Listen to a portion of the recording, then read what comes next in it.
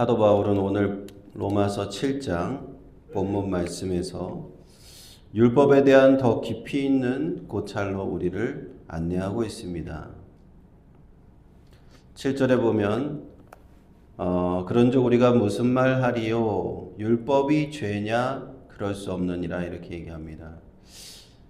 사도 바울이 복음을 전하면서 복음을 반박하는 자들이 많았습니다.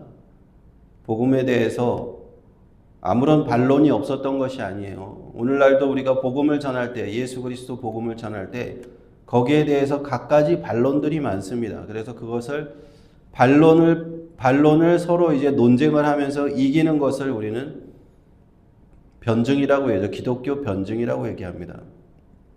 기독교가 이래서 말이 안 된다라는 것을 자꾸 반론하는 사람들이 생기는데, 그래서 기독교를 변증하는 변증가들이 생긴 것이죠. 그래서 그들이 신학을 발전시킨 것이고, 현대에는 C.S. 루이스 같은 영국의 기독교 변증가, 유명한 변증가가 있습니다.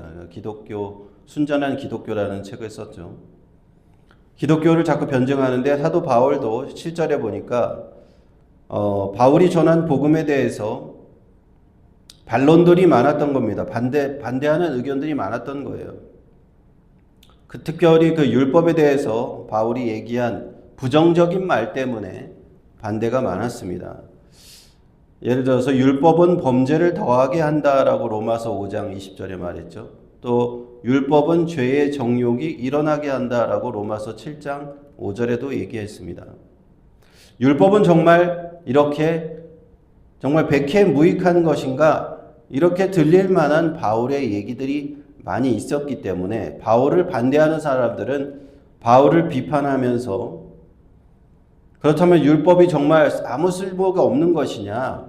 율법이 죄냐? 율법이 악한 것이냐라는 반론을 많이 하는 것이죠. 특별히 그 유대인 가운데, 유대인들은 율법 하면서 율법을 굉장히 소중하게 생각하는 사람들인데, 바울이 율법에 대해서 그렇게 얘기하니까 많은 논쟁이 있었을 겁니다. 그러면서 이제 바울이 거기에 대해서 스스로 대답하는 것이 7장 7절에 나오는 겁니다. 율법이 죄냐? 그럴 수 없느니라는 거예요. 율법이 본질적으로 악하고 죄가 되는 것이냐? 라고 얘기했을 때, 누가 물었을 때 그럴 수가 없다. 그러고 율법 자체는 죄가 아니다. 율법 자체는 악한 것이 아니다라는 것입니다. 그러나 율법의 역할은 죄가 죄되는 역할을 한 것은 분명하다. 율법으로 말미암지 않고는 내가 죄를 알지 못하였으니 곧 율법이 탐내지 말라 하지 아니하였으면 내가 탐심을 알지 못하였으리라. 탐심이라는 인간의 죄성 속에 있는 죄가 표면으로 드러나는 역할을 한 것이 율법이다라는 겁니다. 탐세지 말라고 얘기를 하니까 탐심이 드러나게 되는 거예요. 그것을 역할을 하는 겁니다. 율법의 역할이. 8절에 그러나 죄가 기회를 타서 계명으로 말미암아 내 속에서 각양 탐심을 이루었나니 이는 법이 없으면 죄가 죽은 것임이라 하였습니다. 죄가 드러나면서 율법이라는 기회를 타고 율법을 등에 업고 등장을 하는 거예요. 탐심이라는 죄가 있었는데, 원래 없었던 죄가 아닌데, 그 죄가 율법이 탐내지 말라고 계명을 딱 주니까 그걸 기회로 등장을 해버리는 거예요. 전면에 이렇게 드러났다 이겁니다. 그리고는 인간의 마음속에 각양 탐심을 일으킨다 하는 겁니다. 이게 참 죄의 묘한 속성이라고 할 수 있는데, 우리가 청개구리 심보라고 할 수 있을까요?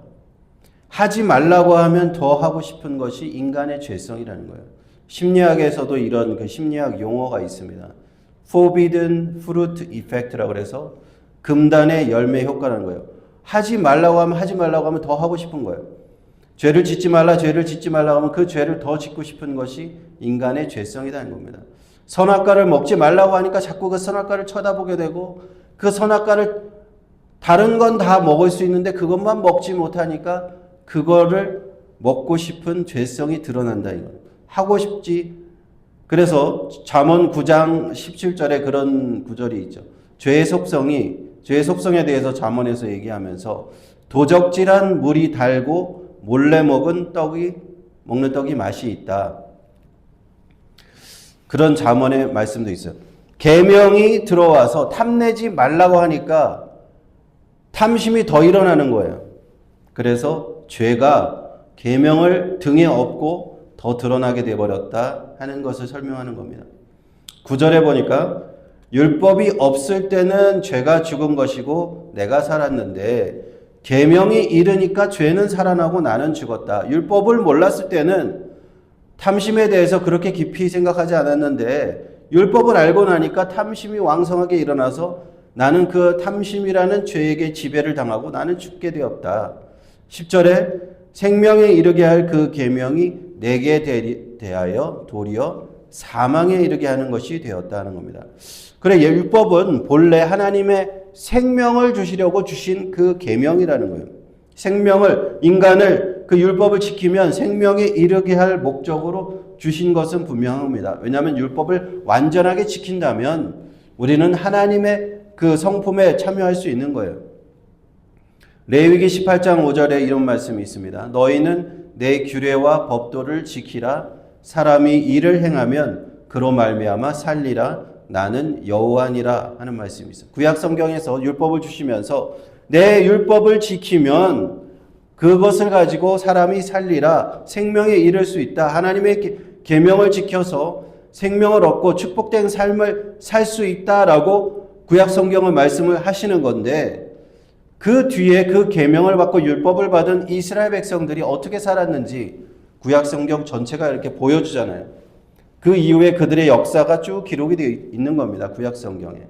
율법을 지켰습니까? 못 지켰습니까? 그 율법을 지키지 못한 삶을 사는 거예요.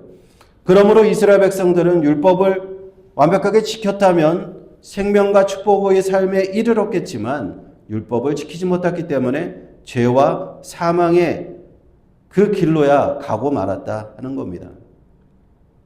11절에 죄가 율법과 계명에 기회를 타서 나를 속였다. 나를 속이고 그것으로 율법으로 나를 죽였다는 겁니다. 죄가 드러나면서 율법을 기회로 율법을 등에 업고 나를 속이고 나를 죽게 만들었다. 나를 사망의 길로 이끌었다. 그것은 죄가 꼭 살아있는 생물처럼 살아있는 인격이 있는 것처럼 이렇게 표현을 합니다. 죄가 그렇게 행동을 했다라는 것을 말하고 있습니다.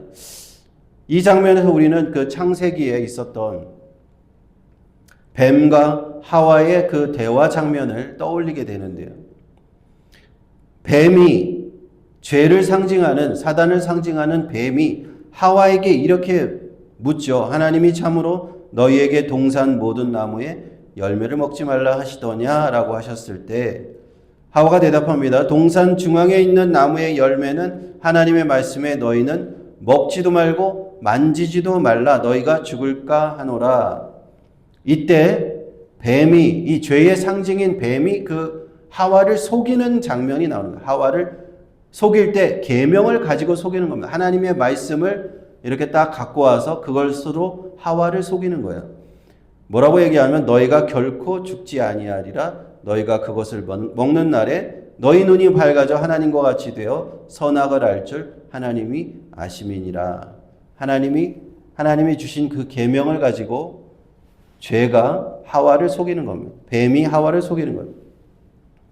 이 뱀이 하나님의 계명으로 하와와 아담을 속였고 그들은 곧 에덴 동산에서 추방되고 죽게 되었습니다. 영적으로도 죽고 육적으로도 죽고 하나님과 영원히 분리되게 되었습니다. 같은 원리가 있다는 겁니다. 죄가 들어와서 우리를 속이고 계명이 들어왔는데 죄와 율법이 있을 때 율법을 가지고 우리를 속이고 우리를 죽게 한다. 마치 뱀이 하와를 속이듯이 그렇게 죄가 그렇게 활동한다는 겁니다. 그러므로 12절에 결론적으로 사도 바울은 처음 질문의 대답을 다시 한번 합니다. 이로버건대 율법도 거룩하고 계명도 거룩하고 의로우며 선하도다. 율법은 죄도 아니라는 거예요. 죄도 아니고 악도 아니라는 거예요. 율법은 오히려 거룩한 것이다. 하나님의 계명은 거룩한 것이다. 거룩하다, 의롭다, 선하다 하나님의 속성이잖아요. 하나님의 속성에 다 율법과 계명인 하나님의 속성을 모두 담고 있는 것입니다. 이것을 지킬 수만 있었더라면, 율법을 지킬 수만 있었더라면 인간은 하나님의 속성에 완전히 다가갈 수 있었을 겁니다. 우리가 구약 성경을 볼 때 십계명과 모세오명과 여러 율법을 이렇게 살펴볼 때 이건 정말 하나님의 거룩하시고 선하시고 의로운 말씀이라는 것을 우리는 읽으면서 깨닫게 돼요. 이렇게 하나님의 거룩한 말씀을 아는데 문제는 죄인된 인간이 그 율법대로 살지 못한다는 것이 그게 제일 큰 문제인 거예요. 율법 자체는 문제가 아닌 거예요. 죄가 그 율법을 기회로 타서 우리를 자꾸만 죄악 가운데 인도하는 것이 문제라는 거예요. 이스라엘 백성들이 그 십계명을 받고 율법을 받고도 그걸 제대로 지키지 못했다는 걸 기록해 놓은 게 성경이에요. 구약 성경이에요. 그 율법을 제대로 지키지 못한 죄인들의 역사입니다. 유대인들의 역사, 율법을 지키는데 실패한 역사가 바로 구약 성경이에요. 유대인들은 율법을 받았다는 것 자체만 가지고 자신들이 우월하다, 선택받았다는 민족으로 생각하는데 율법을 받은 것 갖고 자랑하면 안 되죠. 율법을 다 지켰으면 자랑해도 돼요. 그러나 유대인들이 실패한 것은 율법을 받았지만 지키지 못했기 때문에 실패한 겁니다. 그들도 실패했는데 우리 이방인들은 말해서 무엇하겠습니까? 하나님의 거룩하고 선하시고 의로운 그 율법의 잣대로 볼 때 우리 모든 이방인조차 유대인과 이방인 모두가 죄인일 수밖에 없는 겁니다. 그러므로 율법으로 구원받을 인간은 단 한 사람도 있을 수가 없는 것입니다. 오직 그리스도 안에 있는 하나님의 은혜와 긍휼하심만이 우리 죄인들을 구원하실 수 있는 것입니다. 이 복음을 우리가 철저하게 확실하게 깨우쳐야 돼요. 로마서를 공부하면서 우리가 생각하는 것은 이 원리를 확실하게 깨쳐야 됩니다. 어떤 사람들은 잘못 생각하는 사람도 있어요. 구약 성경은 필요 없다. 율법도 필요 없다. 율법은 우리가 몰라도 된다. 라고 생각하는 사람도 있는데 아니라는 거예요. 율법과 계명은 거룩하고 의롭고 선합니다. 하나님의 깊은 뜻을 갖고 있어요. 그러므로 우리가 그것을 배우고 알아야 되죠. 그러나 다만 그 선하고 의롭고 거룩한 율법으로 구원받을 수 없다는 것이 복음인 거예요. 죄인된 인간이 처절하게 깨닫는 것은 예수 그리스도의 십자가 은혜 이외에는 구원받을 길이 없다. 그것을 로마서는 계속 철저하게 우리에게 강조해 주는 겁니다. 이 진리에 우리가 바로 서야만 복음에서 헷갈리지 않을 수가 있어요. 구약 성경과 신약 성경의 관계에 대해서 헷갈리지 않을 수가 있어요.